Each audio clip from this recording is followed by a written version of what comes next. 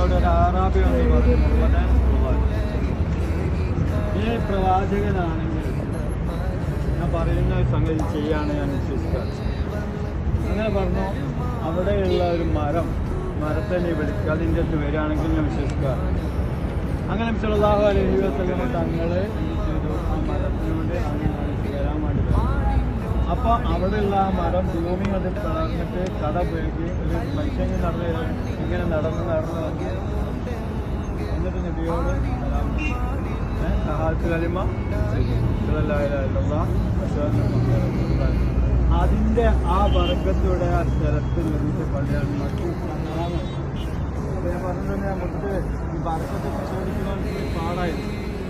അതിന് പ്രത്യേകത ഉണ്ടായിട്ട് നിങ്ങളായിട്ടുള്ള കാക്കാക്ക് വന്ന സ്ഥലം അടിഞ്ഞാൽ ആ വർഗത്തിനാണ് നിർമ്മിച്ച്